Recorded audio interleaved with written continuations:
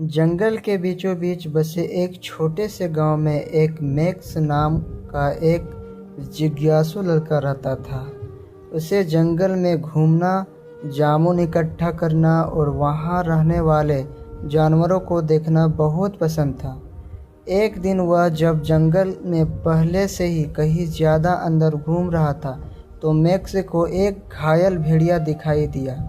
भेड़िया, जिसका फर चमकीला भूरा था, अपनी तीखी पीली आंखों में से मैक्स को देख रहा था। पहले तो मैक्स डर गया, लेकिन जैसे ही उसने उन आंखों में देखा, उसे कुछ अप्रत्याशित दिखाई दिया। दयालु भेड़िया, जिससे मैक्स ने बाद में लूना नाम दिया, एक शिकारी के जाल में घायल हो गया था।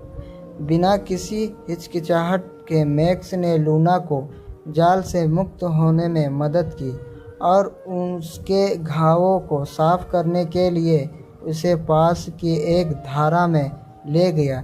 जैसे जैसे दिन बीतते गए, मैक्स हर दिन लूना से मिलने जाता, उसके लिए खाना लाता और उसे ठीक होते हुए देखता।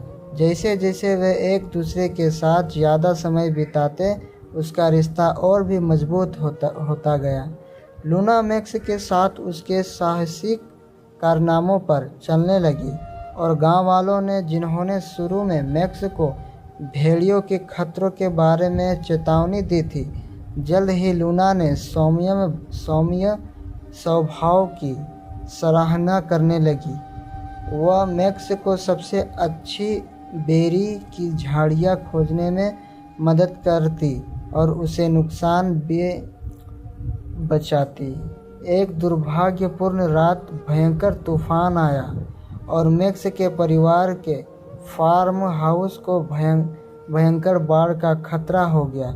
लूना ने मैक्स के डर को भांपते हुए तुरंत कार्रवाई शुरू कर दी। अपनी शक्तिशाली ताकत के साथ उसने मैक्स के परिवार को सुरक्षित स्थान पर पहुंचाने में मदद की और उन्होंने ऊंची ज़मीन पर ले गए। उस दिन मैक्स और लूना अविभाज्य हो गए।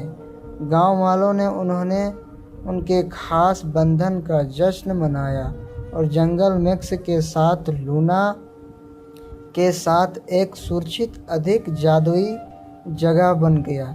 जैसे जैसे मैक्स बड़ा हुआ, उसने महसूस किया कि कभी कभी सबसे अप्रत्याशित दोस्ती सबसे असाधारण बन सकती है और लूना उसकी वफादार साथी बनी रही, जो दया और करुणा की शक्ति की याद दिलाती रही।